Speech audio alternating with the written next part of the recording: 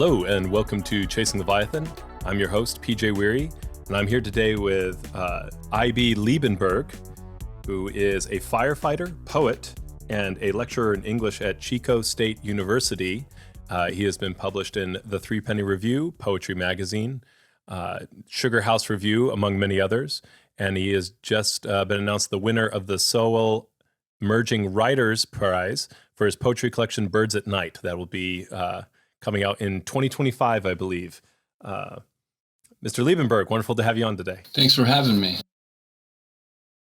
So just as we kind of get started to situate us here, can you tell me, how did you first become attracted to poetry, and what was that like to become better at poetry? How did you develop your craft?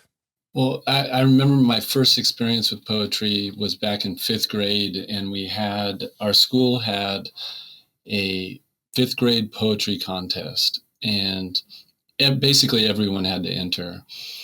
And we wrote poems, and I was just like, I just wrote something down. I wasn't even thinking about it. I wasn't even, anticipating anything. And then, we probably had, I don't know, about 100 kids in the fifth grade, and they announced the winner over the intercom, and they said my name, and I'm like, what the hell? I was probably the most surprised person, there. And I was just, and then after that, I just kind of put it away. I didn't even think about it. It wasn't like I ever wrote poetry,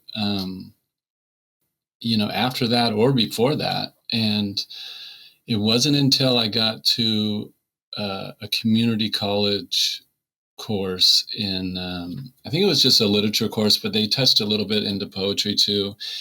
And it was even before I started firefighting, but they had, some of the poems were the World War I and World War II poetry. And I mean, talk about gripping, the subject matter, and then you get to hear some of the backstory of the poems because, they're anthologized. And, it would be like this person was going to, some prestigious college in, England, and then, was drafted, and they were a poet, and they found this poem on their body, and it was just like the last thing they wrote. And I mean, I was just like, good Lord, like talk about weight, And so that definitely stuck with me as I continued on with English, and then also as I continued on like firefighting. And it really served as a model that, you can have an outlet for, witnessing atrocity or, witnessing, trauma. And, I'm like, if they can write about it, in this terrible situation, these poets on the battlefield, I realized it was a good outlet for me too. And I noticed that even in your own about section on your website, you start with, citizen of the Chickasaw Nation, lives in Chico, California, and works as a firefighter, and you have that first. How does being a firefighter play into this? I mean, you've already touched on it a little bit, but do you mind expounding on that? Yeah, I work for the state of California and it's really interesting because a lot of people assume that, they always ask me, like, what do you do during the off season when there's no wildland fires? And, there's this misconception that, it's like over 90% of our calls are medical calls. So, we're responding to, anytime pretty much someone calls 911, we're responding. So it could be anything from doing CPR to, a house fire. It's all these traumatic experiences because, I don't think I've ever called 911 in my life. And a lot of the times the people we show up to, they share with us like, oh my, I was so nervous because I've never called 911 before. Like, these are very traumatic, spaces we're entering, every time we pretty much go to a call. So, it's just, I think just being wary of that and understanding that and kind of being, already being into poetry, I kind of have that, what's the word? not sympathy, but I'm just kind of in tune with it, I think, and I'm aware of my surroundings, and I'm very in tune to it, I guess. But it's go ahead. I was gonna say, would openness be that's something that's more open in you than other people? Oh, Like it with openness, would that be useful? yeah, for sure. I think it's also dangerous because I'm I see things that stick with me a little bit longer than someone else that was on the same call. Maybe they didn't even notice it, and so um, and that's kind of been a challenge with the poetry too, is just making sure if something did stick with me and I wrote about it, that it's very vague and general, that there's no association to an actual call. It's more of a I would say uh, multiple calls. It's more of a generalization of an experience, whether it's doing CPR or someone's house fire. And since then I've branched off into fiction as well, which it has its own challenges, but as far as poetry goes, it's they're just two completely different beasts. And I feel like poetry has been a really good outlet to kind of funnel those intense moments into just a snippet in a singular poem. If you don't mind me asking, when you say you don't want to reference actual calls, is that a legal responsibility? Is that an ethical responsibility, or something else? I just think on my own, maybe ethical, or just so everything's more generalized. Just because I want to, protect. I don't want anyone to be able to say like, oh, this poem was about me, probably, or something. Not that they're ever going to read my poem or poetry, but yeah, it's just for sensitivity's sake, because these are people. This was calls that I've been on. So just generalizing everything, which I love doing anyways. Like I wrote my thesis on basically, less is more, trying to get away with as little detail or concrete detail as possible. So, and I mean, as you've noticed, a lot of my poems are very sparse and short. So, that's kind of what I do. Very evocative, though. Yeah. That leads into a question I wanted to ask you. Like, what is your process for writing a poem? Is there a lot of like kind of brainstorming, or does it kind of come to you? What is your purpose? What are you trying to do with the poem? A lot of times it's just, I worked with Pam Houston for a little bit, and one of her major things that really stuck with me that she uses is she calls them glimmers. So it's like these moments that kind of really resonate with you. And so, sometimes, and I know there was a few poems you want to talk about, but one of them, for instance, was the PTSD one. Yes. And that poem was in my head for years. I just didn't know how to say it or write it. And I mean, I walked around with, I knew kind of what I wanted to do, but I had nothing written down on paper. I had no concrete words in my head or written down. And then one day it just all hit me. And I mean, that's not my normal process at all. And I mean, I'll definitely go into my normal process, but PTSD was definitely a fluke. And, something just, I don't know what it was, but I sat down and I mean, this is what came out. And usually I go through, hundreds of drafts of a poem. My normal process is I'll write kind of an idea down. I'll write a few lines and then I'll print it up and then I'll walk around with that printed version and, make some notes on it. I always share with my students my drafts and my notes, and they're like, how do you even make sense of that? And I'm like, sometimes I don't. Sometimes I'm like, I ask people if they could help me read one of the words I wrote, because I'm like, I don't know what this says. So it's because you're trying to hurry sometimes, because I think definitely having it printed and on paper makes it more real, so that I can start,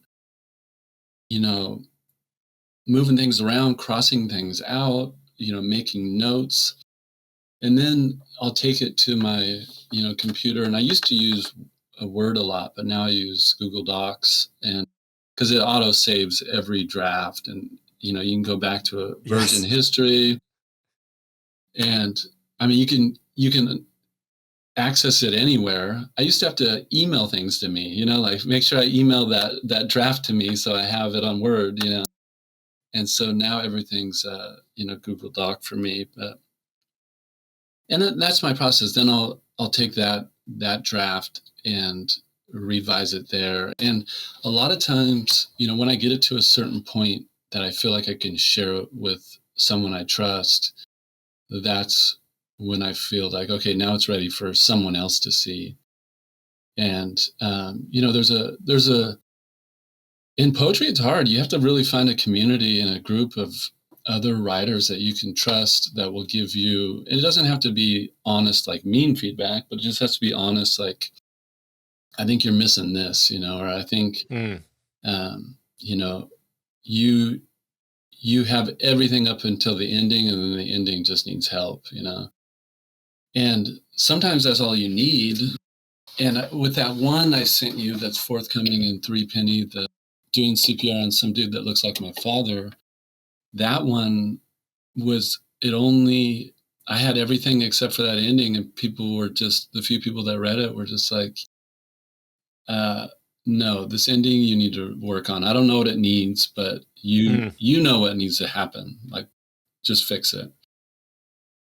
And so then I just focused really heavily on the ending. And I guess my process is just one poem at a time. I definitely do not do not try to go have multiple poems I'm working on. I mean, at some point, if I get sick of one, then I'll work on another one and then return to that one later.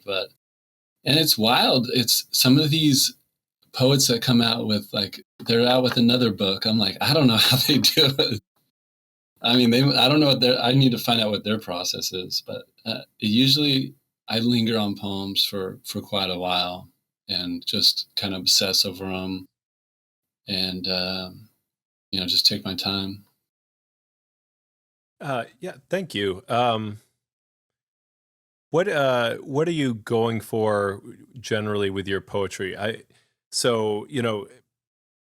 Just glancing at it, like, some people are more imagistic or perhaps more evocative, and that's what I kind of gather from yours. Some people focus more on the sounds. Is this something that you do more for the page? Do you find yourself really focusing on how it would be read? What is your goal with your poetry? Oh, that's a great question. So I think sounds are very important to me, and images. And then also, what is the poem about? I mean, I teach freshman composition, so it's, academic writing, and I'm always preaching them, the so what factor, like, who cares? And so I feel like, I try to practice what I preach a little bit, and, the poems will be pretty, I wouldn't say difficult subject matter, but very heavy. And how do you approach that? I think that's difficult in itself, is, how do you talk about tough things, and especially in poetry.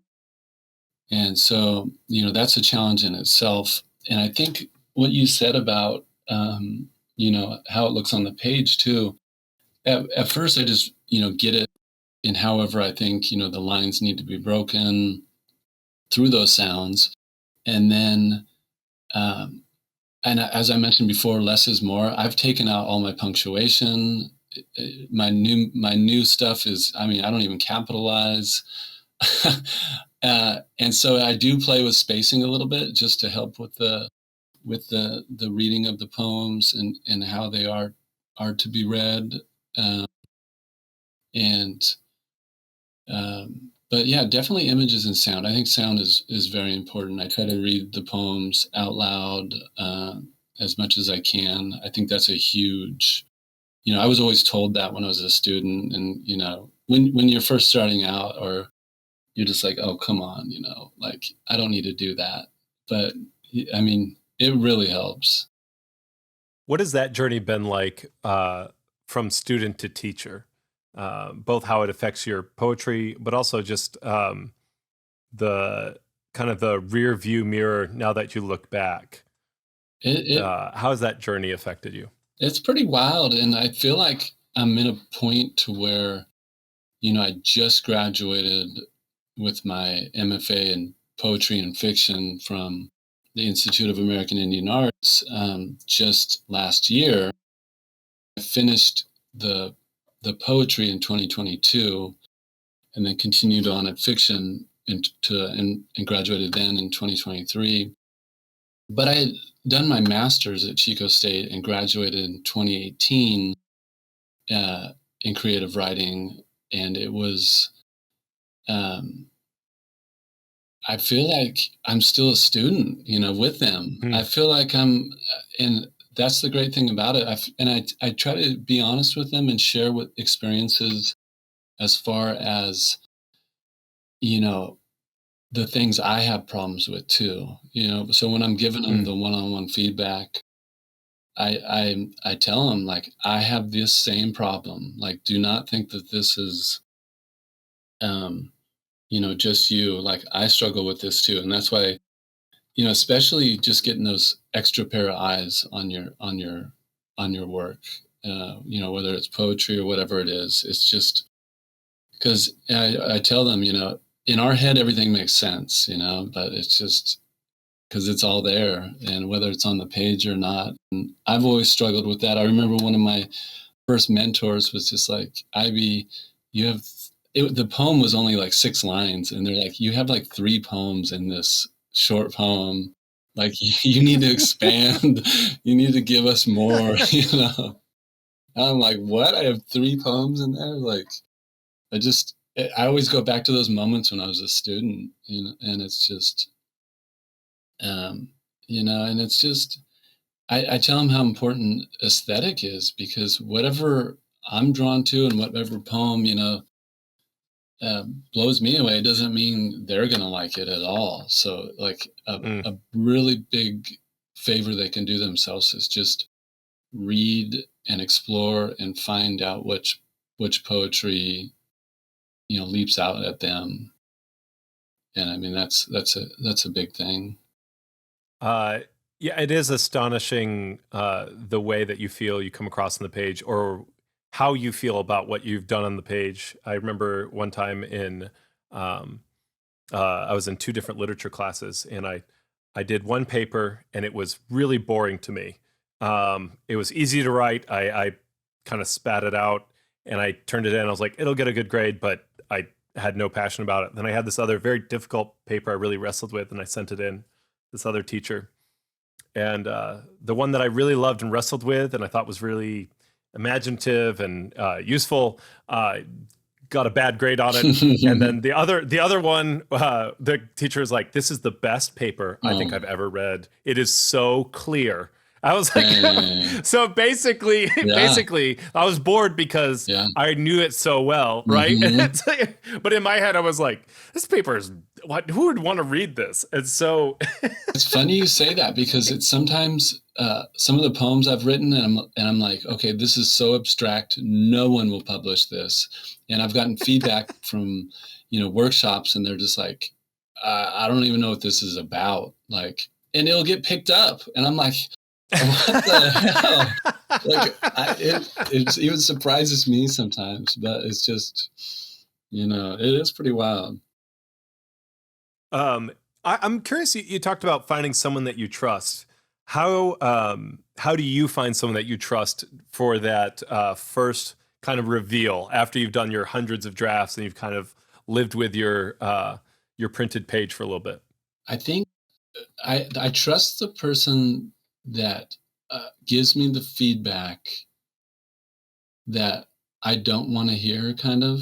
Like, I've worked so hard on this thing, and then they tell me something like doesn't make sense, or something, this isn't clear.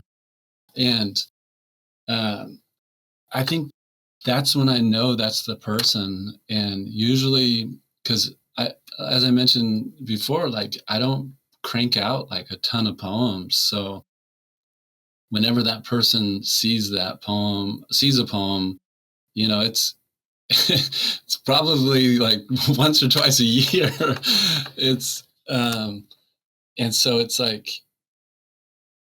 it's not like I'm bombarding them with work, like, hey, read this, hey, read this. And I feel like that they can actually spend the time on the poem, and then they can be like, hey, I read it, 3 or 4 times. This is what I think, and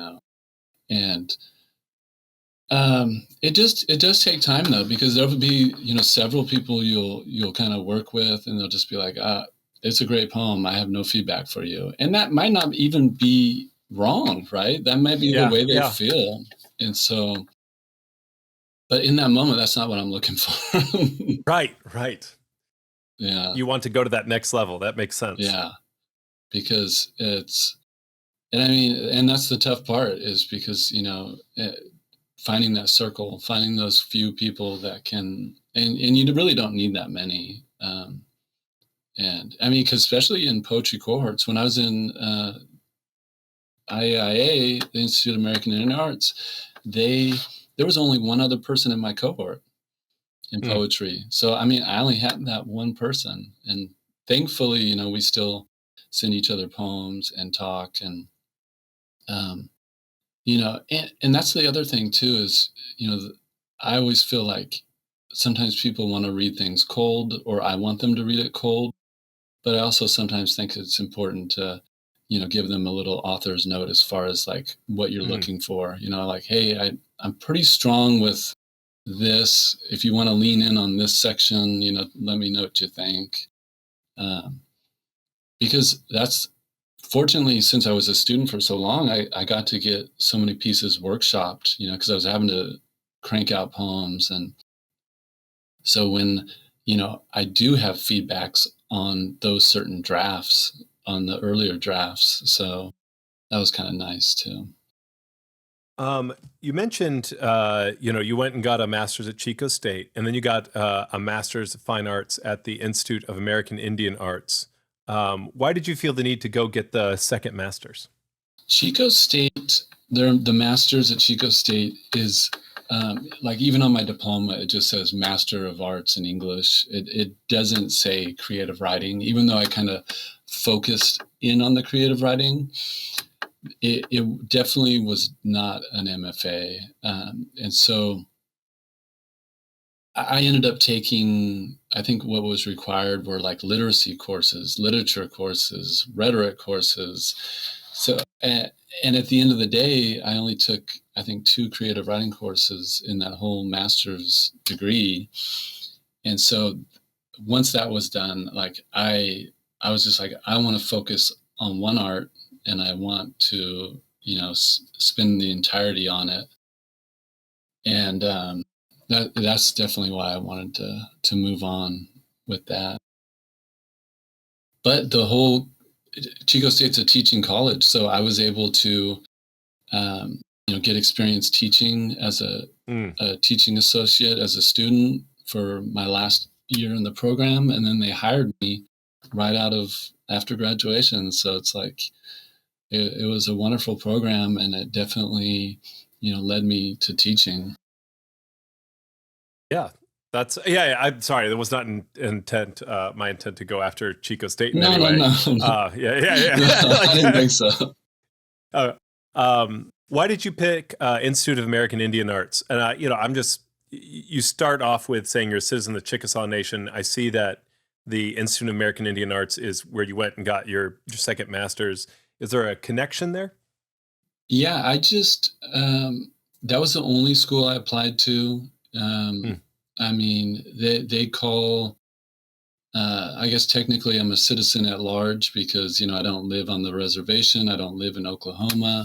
I live in California. I mean, but the community is so strong that we even have Northern California Chickasaws. I mean, and Hmm. we have meetings, and um, so I think that's really important. And I just, you know, fortunately for me, my tribe has really taken care of me and my Hmm. education, and through scholarships and grants. So I definitely that was my only choice. That was the only MFA program I applied for, was the Institute of American Indian Arts, and it helped too. It was a good program, great program. And it was tough for me because I was working full time, both jobs still. And so Whew. the low residency factor was really what I needed. I needed Hmm. a low residency program to where I was only going out, for 1 week in the summer, 1 week in the winter. And then I was able to do that independent, study and meet up with my mentor, at least once a month to discuss the work and everything. So, and that the masters really helped me out for that because I'd already written a long thesis and all of those craft essay type stuff. So I just went from one program to the next. So it was definitely beneficial. Just to, yeah, be prepared. Uh, yeah, that's I have considered going back for some grad work, and I'm like, oh, I remember how tiring those days can be. So it's almost Yeah, it was it's brutal. jumping. I don't even know how I did it. I would send pictures of the book I was supposed to be reading on the dashboard of the engine, and then like a huge fire in the foreground, and I was just like, I might be a little late on this assignment, and then send it to my mentor because I started the season of when COVID was strong, but we also had a Mm, crazy fire season here in California, and I was mm, out for mm-hmm. 43 days straight. The same time I started the program, uh, it was a mess, but I got through it. Yeah, that sounds so intense. Um, I did want to, we're about 30 minutes in here, and I did want to ask, are you okay if we read one of your poems, or maybe two of your poems? Yeah, for sure. That's what I was doing right before this. I went and printed up a few. I wasn't sure which ones, but I definitely printed the ones we discussed before. Um, was there one in particular you want me to start with? Or? Well, I mean, the one that really, I've enjoyed what I have, like everything that I've read, but the one that really stuck with me was the PTSD one, the firefighter's lamentation. So if you're okay reading that one, Yeah, for sure. I would love that. And I don't know if you know this, but there's a second PTSD that was published in Blackbird. I did not know this. Yeah, but I will read um, PTSD, a firefighter's lamentation. They do not wander off, walk around lost, or even get up from the ground to search for loved ones. There is no floating away into sky with gilded wings to embrace heaven. Instead, eyes open or closed, they stay here with me. And I think the other poem you brought up too, it's so funny. The two you mentioned are the only two that I sat down. Well, I mean, I it took me years to write PTSD, but the other one, Why I Love Lame Excuses from College Freshmen, I had a student come up to me and tell me their mom. I mean, I don't want to get into details too because it's a student, but I had an experience and I was just crushed. I was just like, oh my God. And then, you know, my father passed away when I was 15. And I wasn't raised with him, and I barely saw him growing up, like maybe once a year. And I was just like, oh, and I went right back to my office and I sat down and wrote this poem, first draft, final draft done. I was just like, it rarely happens. And it's funny that you mentioned those two poems, because I know the connection between the two. And as far as the process goes of, how they were composed. Yeah, and it comes down to that I am subscribed to the Three Penny Review. I actually found Why I Love Lame Excuses from College Freshmen, but I have this newspaper stack of the Three Penny Review, and that particular, I don't know. I know that I should have PTSD. Like, I don't know why that issue's missing in the stack. And then, of course, that was a trashed copy, was the Why I Love Lame Excuses from College Freshmen. I have multiple kids. Yeah. And so I was like, I was going to bring it up here, and I was like, it was all like, yeah, anyway. Oh, yeah. So, but that's why, that's interesting that the two that you were more perhaps inspirational, like that kind of flowed more like that, are the ones that were accepted at Three Penny. Yeah.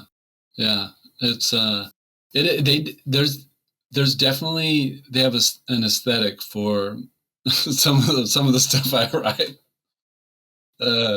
which I mean is not a bad thing for me. So I did want to ask, and I wanted to give silence to the end of the poem. I didn't want to jump right in at one, especially poetry in general, giving kind of that space, but then of course for the subject matter. But is there anything that you would like to comment about the poem in PTSD?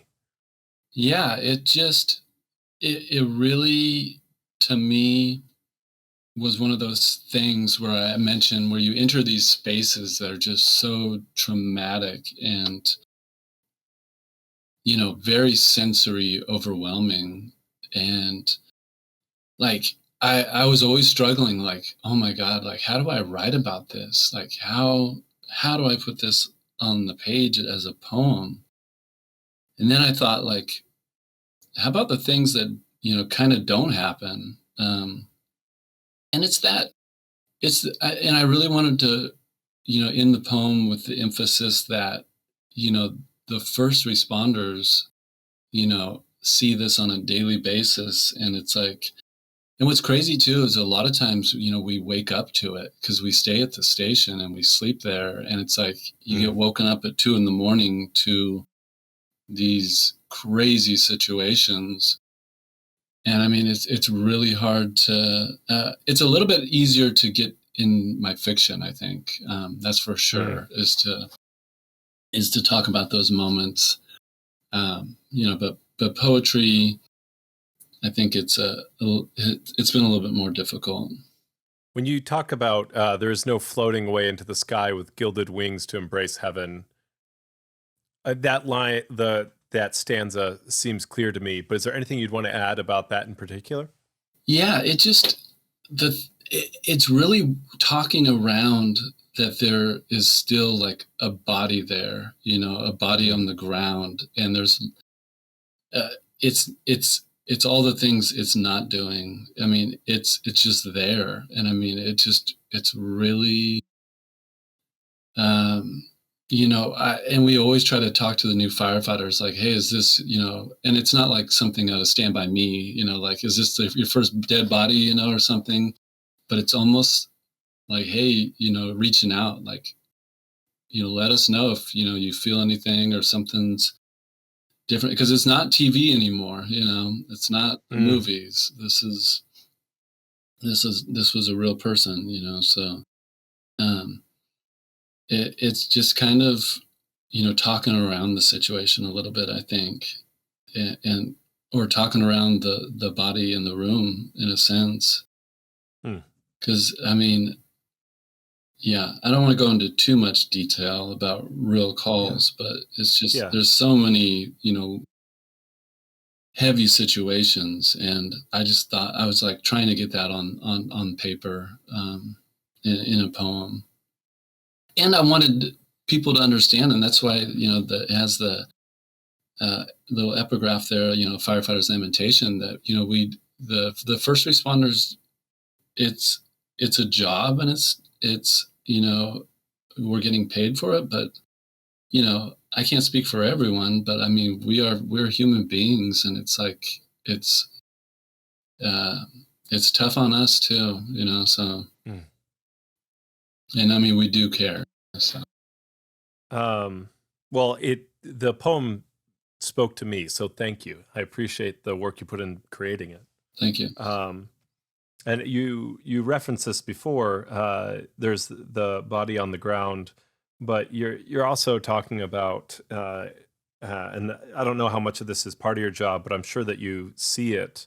For many people, this is the first time they've ever called 911, and that there are the people who are left behind who made that call. Yeah, exactly. And it's, I mean, you can see it on usually everyone's in shock, and everyone processes things differently, including the first responders. And, they try to take care of us and have critical incident stress debriefings, and try to reach out and have those resources as well. So, but like you said, it's, the family members left behind, who's there for them? We just leave, and it's like, it's definitely, for the first responder, like we still think about those people, because we were there with them when it happened, and it's they aren't forgotten either. And a lot of times it's unresolved. Like, we don't know what ends up, and so that's kind of a tough part of the job as well.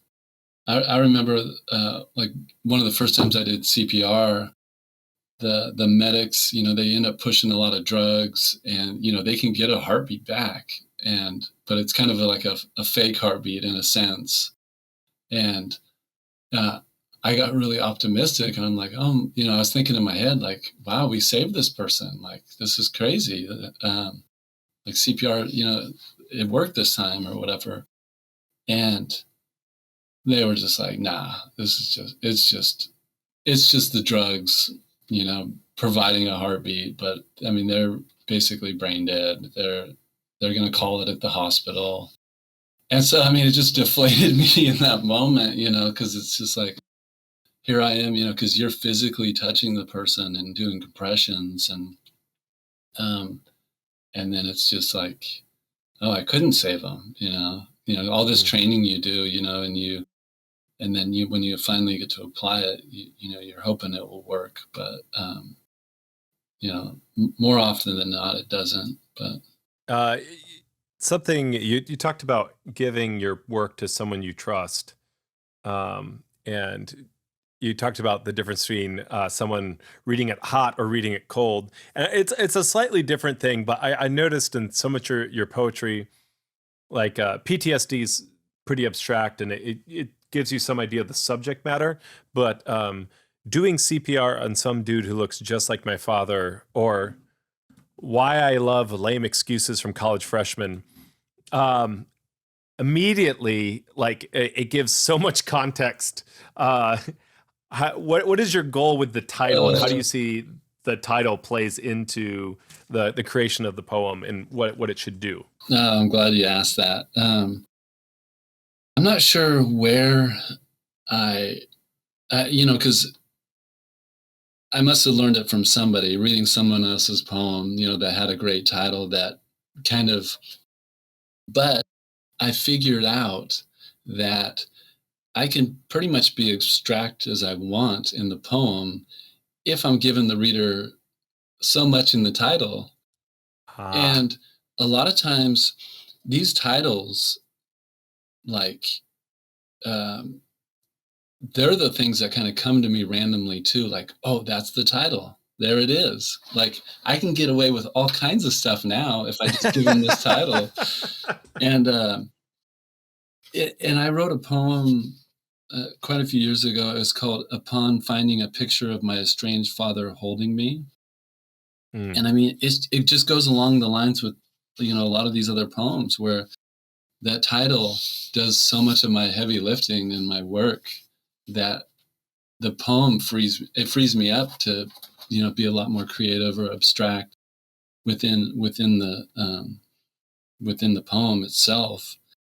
And I just feel like those titles work as a good like hook for the reader too, just to want to read more, yeah, it's what's funny is I was in a grocery store one time, and I mean, it's all kind of connected with upon finding a picture of my strange father holding me. But my dad was very distinct looking. He had long gray hair. He was, in his 50s when I was born, and he was like 6'5" and wore logger boots, so he's probably even taller. And he had a long gray beard and mustache. So I mean, like, he really stood out. And I remember going in the grocery store one day, and I saw a guy that looked just like him, and I'm like, but then it sparked a memory because I did CPR one time on a guy that looked a lot like him too, because I mean, it's very, if someone else has long gray hair and a long gray beard, it's going to look like, I mean, so it's kind of but it doesn't happen very often. And so then I'm like, oh, there's my title, doing CPR on some dude who looks just like my father. And I was just, it just kind of struck me, and it's just, that's the thing too. Oh, if you're asking about process, if anything comes to me like randomly or just as I'm walking around, it has to be written down either in my notes on my phone or, written down on a piece of paper. Otherwise, I'm sure I share this with a lot of people. Like, I will not remember that. It'll be gone forever. Yeah. And so I stop whatever I'm doing. It's kind of like, it's funny because when we hike at the station, we have a station hike that's, there's a lot of like beautiful wildflowers blooming right now. And the other firefighters know I have to stop and take pictures of the flowers. It's the same thing. If I think of something for a poem or something, like I'll stop what I'm doing in the middle of a conversation and start writing it down. And then they'll joke and be like, let me guess, this is going in your book, and I'm like, maybe. It's funny. You've talked about your pictures twice now. Like you've talked about taking pictures of wildflowers that maybe you go in your book, but then I'm not gonna lie, there is something almost poetic and maybe you just have this natural flair. You're talking about taking a picture of your assignment with the massive fire behind it. Yeah. And, I feel like that's something that you could send in to show up in a magazine, right? Yeah. Like if you got the composition right, like it's very striking. Yeah. That's true. I should at least. Is that something you try to do, like with pictures, or is it just for recording? I think it's just that one was just to give me an excuse that, I'm trying to do my homework, but I might be a little late. Maybe your mentor can write why he loves lame excuses from grad students. Yeah. That'd be perfect. If you don't, so I want to be respectful of your time, but I did want to ask you, who would you consider some of your biggest influences, like poets that you've read that you really enjoy and have been influential in your style? Oh, wow. That's a great question. I think there's several for different reasons. I want to say one of my first mentors, and I was just jumping for joy the fact that I got this mentor, was Sherwin Bitsui. And talk about images, like I was just, the image master or one of them. And I was just like, oh man, I just want to learn everything from this guy. And so I know for sure, as far as images go, sometimes like, I wouldn't say prose style, but I'm trying to think of course, Ada Limon. I've always been kind of, the style that she writes in. But I mean, obviously wildly popular and rightfully so, amazing poet. Oh man, of course I'm on the spot now. I gotta try to. I'm the worst at thinking of names when I'm No worries. when I need to. Like, I do it for students too. They're always like, "Oh, can you recommend any books that would go good with this?" And I'll be like, "Oh God, I can't even think of any books right now." But let me see. Oh man, Natalie Diaz. Natalie Diaz. I mean, I don't even know why I can't. And I ended up writing a poem. So I was struggling with, living out here in California when, wolves were extinct for a long time. And randomly we kept getting a few from the OR project. So Wolf OR 7 came down and was, disappeared, but they figured it was shot by people. And then Wolf OR 93 came down, and it made it like the furthest down Southern California the wolf has been in over 100 and something years. And I'm just like, this male wolf is looking for a mate, looking for a female, like, and ended up getting hit by a car. They've, it was emaciated, so I mean, it was starving and stuff. And I mean, I just wanted to write a poem about this wolf, and I did not know how to approach it. I was just like, how am I going to add Wolf OR 93 into the poem? Like, that's not poetic. And so I stumbled across one of Natalie Diaz's poems, Wolf OR 7, and it's titled Wolf OR 7. I'm like, thank you, Natalie Diaz. That's how you do it. So I just titled the poem Wolf OR 93, and then I ran with it, the rest of it. And it's just, sometimes you just have to see how someone else approaches something. I almost as a joke was like, well, you should have just put it in the title. And then I was like, oh, he did. Yeah. And I mean, it works. And it's so obvious, and it's right there. Like, but I couldn't even think of it until I saw an example of, how it's done. And obviously 2 different poems, 2 different styles. And I mean, that's one of my favorite poems that I've written. And I think it was published in Ecotone. One, let me say, I'm really grateful that you came on today. So thank you. Yeah. And for our listeners, besides reading your poetry, besides subscribing to some of these, find one review and subscribe to it, whether it's Three Penny or Poetry Magazine or Ecotone. So besides reading your work,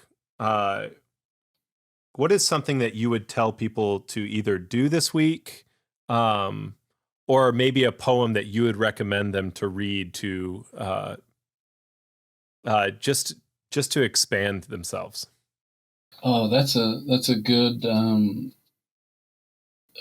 We just had the pleasure of having Clint Smith here, and at Chico State University, and his. I was only, for time-wise, able to get through his first book.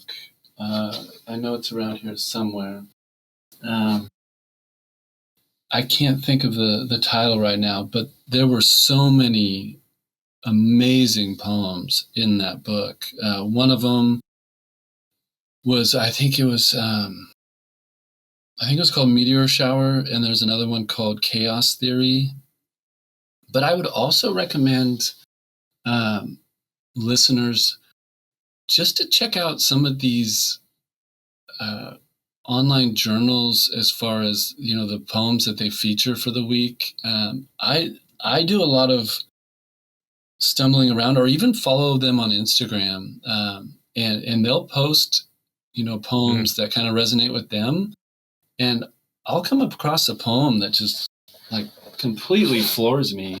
And I'm kind of digging through some of my papers right now because I carry some of them around with me. Just real quick. Yeah. Counting Descent, or How the Word is Passed? Counting Descent. Okay. That's Clint Smith's book for our audience. Sorry, go ahead. And then I'm trying to find you some other poems. Terrain.org is a really good one. There's quite a few poems that I see come across, and they're all online and free. I want to say this one was from them. I hope I'm not wrong. It was called There Is Absolutely Nothing Lonelier, and it was by Matthew Rohrer. And I saw that one and I was just like, whew. And I just got oh man, what is it called? Oh, Ghost Fishing. It's about, it's an anthology of nature poetry that it's gorgeous. I've been working through that one. I'm a slow reader too, so that's why I was always drawn to shorter poems, because I think my attention span or something, I don't know what's wrong with me, but I think, and most of my poems I write are don't break onto the second page. So there was one, I think in that book there's a poem called Sanctuary by Camille Dungy. That's just so beautiful. Well, thank you so much. I appreciate you giving us these. And of course, we should be on the lookout for Birds at Night, which is coming out, you said 2025? Yeah, I think they said sometime in March 2025. Well, who knows? Maybe we'll have to have you back on to talk about it then. But Mr. Liebenberg, wonderful to have you on today. Thank you. Thank you for having me. I appreciate it.